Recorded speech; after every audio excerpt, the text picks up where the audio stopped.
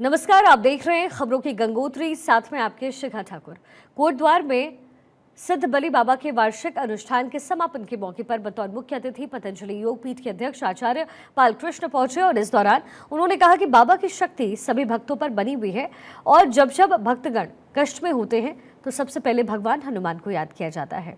कोटद्वार में साक्षात सिद्ध बली का आशीर्वाद है और उन्हीं की शक्ति से बाबा का अनुष्ठान सफलतापूर्वक हो रहा है। सनातन को आगे बढ़ाने की जिम्मेदारी हम सबकी है, क्योंकि आज का समय बेहद जटिल है और सनातन को कमजोर करने के प्रयास भी हो रहे हैं। इसलिए सभी को एकजुट होकर सनातन की रक्षा करनी होगी। इससे पहले सिद्ध बली मंदिर के महंत दिलीप रावत और मंदिर समिति की ओर से आचार्य बालकृष्ण और योगाचार्य विश्वपाल जयंत का शॉल उड़ाकर के अभिनंदन हुआ।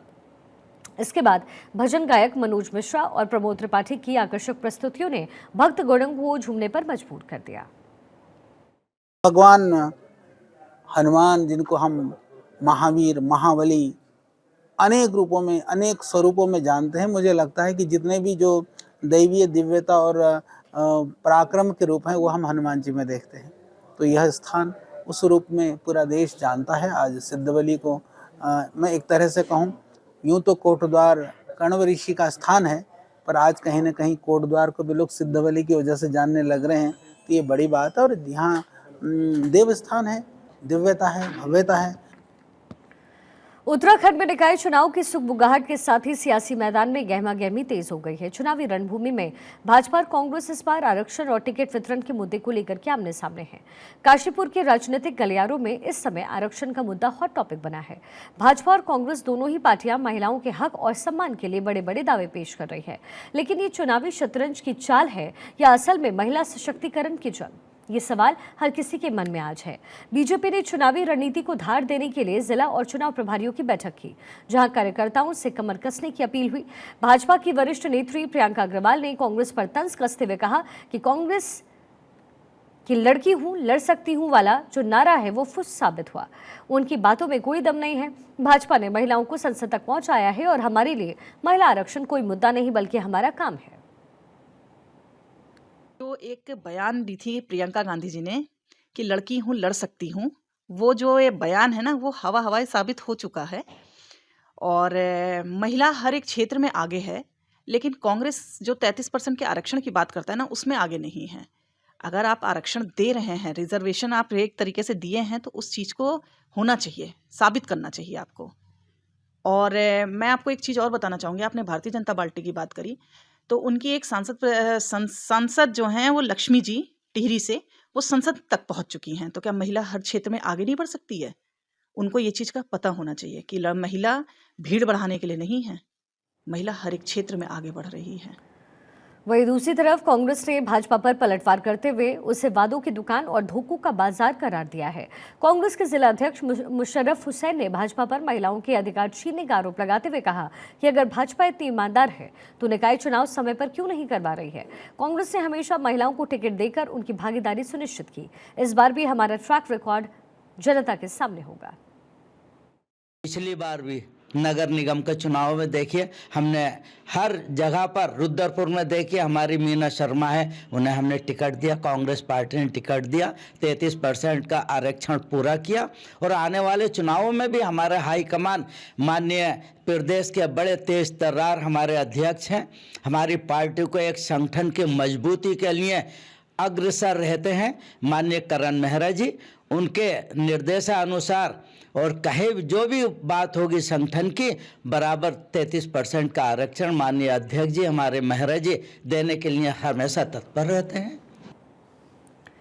राजनीति में ये जंग केवल आरक्षण तक सीमित नहीं है, ये मुद्दा जनता के दिलों को भुनाने की कोशिश है। महिला आरक्षण और टिकट वितरण के नाम पर चल रही इस बयानबाजी में असल मुद्दे कहीं पीछे छूटते नजर आ रहे हैं। महिलाओं के आरक्षण पर यह सियासी दंगल कितना असरदार साबित होगा, ये जनता तय करेगी। फिलहाल भाजपा और कांग्रेस दोनों ही अपनी अपनी छवि चमकाने में जुटी है। अब ये देखना दिलचस्प होगा कि जनता किसे इस चुनावी महाभारत का अर्जुन बनाएगी। चलिए आगे बढ़ते हैं। हल्द्वानी में एक बार फिर से पुलिस को बड़ी कामयाबी हाथ लगी। लालकुआं पुलिस और एसओजी की टीम ने मिलकर के आज लाखों का स्मैक के साथ एक युवक को गिरफ्तार कर जेल भेजा है। आपको बता दें कि पकड़ी गई स्मैक तकरीबन 122.26 ग्राम है, जिसकी बाजार में कीमत होगी लगभग 36 लाख रुपए। वहीं पकड़ा गया स्मैक तस्कर किच्छा का रहने वाला बताया जा रहा है, जो उत्तर प्रदेश से स्मैक लाकर नैनीताल जिले में बेचता था। आज एसओजी की टीम और लालकुआं पुलिस की टीम को मिली सूचना के बाद पुलिस ने इस अवैध स्मैक के साथ स्मैक तस्कर को भी गिरफ्तार किया है। देखिए, नैनीताल पुलिस की जो एसओजी टीम है उसके द्वारा और लालकुआं थाने की टीम के द्वारा एक स्मैक तस्कर को गिरफ्तार किया है और इससे कब्जे से हमने 122 ग्राम जो है स्मैक बरामद किए। बेसिकली अभियुक्त किच्छा का रहने वाला है और प्रारंभिक जो पूछताछ है उसके आधार पर ये बिलासपुर उत्तर प्रदेश से स्मैक लाकर और नैनीताल में अलग अलग जगह सप्लाई करने का काम करता था। जहाँ से लाया और जिनको सप्लाई करा था उन पर भी अब पुलिस अब जांच कर रही है और उसमें भी आगे कार्रवाई की जाएगी। 122 ग्राम जो स्मैक है उसकी जो मार्केट में जो रेट चल रही है उसके हिसाब से लगभग 35 लाख रुपए की स्मैक की बरामदगी हमारे द्वारा की गई। टिहरी और पौड़ी क्षेत्र में लगते हुए लक्ष्मण झूला क्षेत्र में लगातार नशा तस्करों के खिलाफ पौड़ी और टिहरी पुलिस होटल छापेमारी कर रही है। पौड़ी पुलिस ने लक्ष्मण झूला क्षेत्र में नशा सप्लायर कैफे संचालक को 272 ग्राम अवैध चरस के साथ गिरफ्तार किया। साथ ही पुलिस ने कैफे को भी सीज किया है। एसएसपी लोकेश्वर सिंह ने बताया है कि लक्ष्मण झूला क्षेत्र में लगातार नशा सप्लाई की शिकायत हो रही थी। इसके चलते आज तपस्या कैफे में चरस होने की पुख्ता सूचना मिलने पर लक्ष्मण झूला पुलिस टीम द्वारा सर्च वारंट लेकर तपस्या कैफे पर रेड मारी गई और मौके से कैफे संचालक अमर विश्वास लगभग 272 ग्राम अवैध चरस बरामद कर गिरफ्तार उससे किया गया। आरोपी के खिलाफ एनडीपीएस में मुकदमा दर्ज अब कर लिया गया है। थाना लक्ष्मण झूला क्षेत्र के अंतर्गत एक कैफे संचालक को कुल 272 ग्राम चरस के साथ गिरफ्तार किया गया है। हमारे पास ये शिकायत प्राप्त हो रही थी कि लक्ष्मण झूला क्षेत्र के अंतर्गत कुछ कैफेज में नशे की सप्लाई करवाई जा रही है, जिसका संज्ञान लेते हुए उक्त कैफे का सर्च वारंट लेते हुए हम लोगों ने यहाँ पर सर्च करवाई और कुल 272 ग्राम चरस इस कैफे में पाई गई, जिसका कैफे संचालक को हमारी टीम्स के द्वारा गिरफ्तार किया गया है और आज माननीय न्यायालय में पेश किया जा रहा है। साथ ही साथ इस कैफे को हमारी टीम्स के द्वारा सील भी करवाया गया है। हल्द्वानी के बंडी बाईपास की तरफ एक निजी विश्वविद्यालय के छात्र का शव मिलने से क्षेत्र में सनसनी फैल गई। पूरा मामला हल्द्वानी कोतवाली के अंतर्गत मंडी चौकी क्षेत्र का है, जहां पर एक निजी विश्वविद्यालय के 19 वर्षीय छात्र का शव बरामद हुआ। सूचना मिलने पर तत्काल सीओ सिटी नितिन लोहनी, इसके साथ ही कोतवाल राजेश यादव मौके पर पहुंचे और इसके बाद घटनास्थल को बारीकी से जांचा पड़ताला गया। बताया जा रहा है कि छात्र का शव मंडी बाईपास पर जंगल की तरफ मिला। छात्र हल्दू चौड़ का रहने वाला बताया जा रहा है, जिसका नाम है दिव्यांशु पांडे। पुलिस पूरे मामले की अब छानबीन कर रही है। बाईपास से अंदर जो रास्ता जाता है, इसमें अंदर जंगल में 500 मीटर अंदर एक बॉडी रिकवर हुई है। अभी फॉरेंसिक एविडेंसेस वगैरह अभी ली जाएंगे। इसमें फॉरेंसिक टीम ने अपने जो भी सैंपल्स हैं वो कलेक्ट कर लिए। इसके अलावा पोस्टमार्टम के लिए शव को भेजा गया है। अब आगे की जो भी जिस हिसाब से साइंटिफिक एविडेंस आएंगे उस हिसाब से कार्रवाई की जाएगी। किस तरीके की बॉडी है, कितने उम्र का है?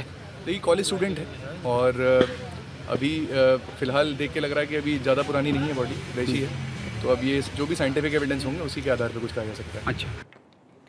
हरिद्वार और देहरादून पुलिस की संयुक्त कार्रवाई में देर रात बदमाशों के साथ हुई मुठभेड़। रुड़की से हरिद्वार की ओर जा रही संदिग्ध I-10 कार को रोकने पर पुलिस ने इसका प्रयास किया तो बदमाशों ने पुलिस पर ही फायरिंग कर दी। पुलिस की जवाबी कार्रवाई में एक बदमाश के पैर में गोली भी लगी। 2 बदमाश भागने में फरार हुए। घटना हरिद्वार के बहादुराबाद थाना क्षेत्र की बताई जा रही है। घायल बदमाश फरमान सहारनपुर का निवासी बताया जा रहा है। बदमाश के पास से पुलिस ने तमंचा, जिंदा कारतूस, फर्जी नंबर प्लेट, सोने की चेन और अंगूठी बरामद किया है। फरार बदमाश की तलाश इस समय की जा रही है। चलिए आगे बढ़ते हैं। खबर अब लक्सर से है, जहां पर दिन दहाड़े फायरिंग का जो आरोपी है वो पुलिस के हत्थे चढ़ा। पुलिस ने आरोपी को गिरफ्तार किया है। साथ ही आरोपी के पास से अवैध तमंचा, जिंदा कारतूस बरामद हुआ। फिलहाल पुलिस आरोपी से पूछताछ कर रही है, साथ ही आगे की कार्रवाई में भी जुटी हुई है। कोटद्वार में चल रहे सिद्धबली बाबा वार्षिक अनुष्ठान महोत्सव में रविवार के दिन लोक जागरों के साबर मंत्रों का आवाहन हुआ है। इसके बाद दर्जनों लोगों पर स्थानीय देवी देवता आए। बाबा सिद्धबली के प्रांगण में वार्षिक अनुष्ठान का आयोजन किया जा रहा है। पौराणिक ये कई वर्षों से चला आ रहा है और जो ये इतिहास है ये जो है साबर विद्या है। ये जो जागर हैं ये साबर विद्या के माध्यम से, और जो हमने यहाँ पे नचाई की वो योगवंशी देवताओं की जैसे गोरखनाथ जी, बद्रीनाथ जी, निरंकार जी, भैरवनाथ जी, जो योगवंशी देवताओं में आते हैं। उत्तर प्रदेश के संभल में हुई हिंसा को साध्वी महामंडलेश्वर मैत्री गिरी जी ने सोची समझी साजिश करार दिया। कोटद्वार में एक कार्यक्रम में शामिल होने आए मैत्री गिरी ने कहा है कि आज सनातन धर्म को हाशिए पर धकेलने की साजिश रची जा रही है, लेकिन शायद गैर सनातनी ये भूल गए हैं कि साधुओं की एक हत्या में माला है तो वहीं दूसरे हाथ में भाला है। लिहाजा इतनी किसी की भी हिम्मत नहीं जो सनातनियों की ओर आंख उठाकर देख पाए। तो सनातनियों को सावधान होना चाहिए। आज सावधानी की बहुत बड़ी आवश्यकता है और अगर सावधान नहीं होंगे तो कष्ट तो उठाना पड़ेगा। वैसे हिम्मत किसी की नहीं है। मिट गए मिस्र और रोम यूनान, बात कुछ ऐसी है कि हंसती मिटती नहीं हमारी। हिंदुओं ने चूड़ियाँ नहीं पहनी है पर हम एक बार बकसते हैं, 2 बार बकसते हैं और अगर कोई अपनी ज़्यादा दिखाएं तो फिर जहाँ साधुओं के हाथ में माला है वहाँ उनके हाथ में भाला भी है। अस्त्र शस्त्र की शिक्षा भी हमारे संतों ने दी है। हमारे यहाँ लाखों करोड़ों संत महापुरुष हैं। अगर इस प्रकार की परिस्थिति आएगी या कोई करने की कोशिश करता है तो हमारे साधु संत भी चुप नहीं बैठे।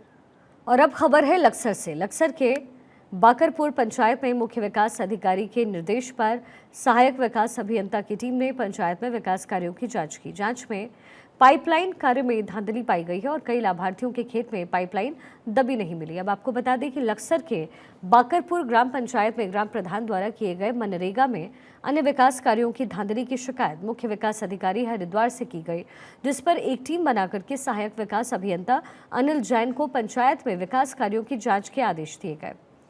इसके साथ ही सहायक अभियंता ने पंचायत में पहुंचकर सड़क, नाली और किसानों के खेतों में बिछाई गई पाइपलाइन का भौतिक निरीक्षण किया। मौके पर भारी अनियमितता मिली है। सहायक अभियंता ने कहा है कि मामले में कार्रवाई हेतु जांच रिपोर्ट मुख्य विकास अधिकारी को सौंपी जाएगी।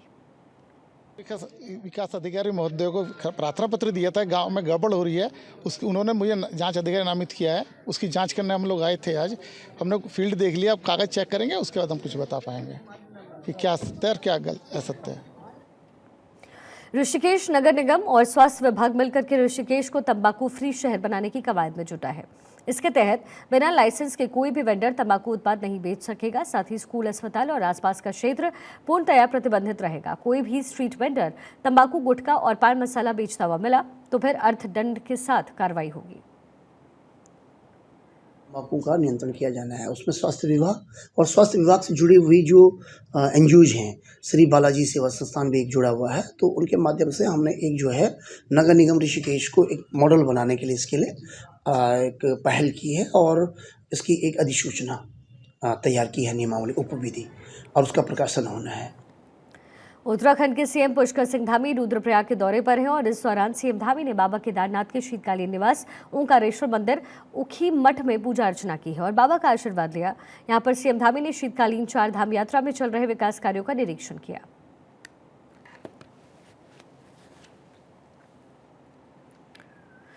चमोली जिले में 3 दिन तक चलने वाले अमर शहीद सैनिक मेले का आज दूसरा दिन है। मेले में लोगों की भीड़ खूब उमड़ रही है। ये मेला देवाल ब्लॉक के दूरस्थ सैनिक बाहुल्य गांव सवाड़ में लगता है और मेले का आयोजन देश के लिए बलिदान देने वाले शहीद सैनिकों की याद और सम्मान में किया गया।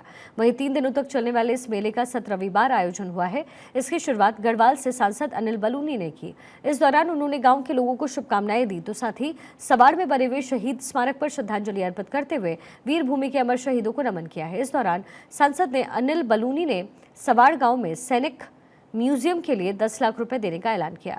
इस दौरान उन्होंने कहा कि जल्द ही सवाड़ में केंद्रीय विश्वविद्यालय के प्रस्ताव को भी पास किया जाएगा और इसी बीच मेला समिति और इलाके की जनता ने सांसद अनिल बलूनी का शुक्रिया अदा किया और उनका स्वागत किया और उनका आभार व्यक्त किया।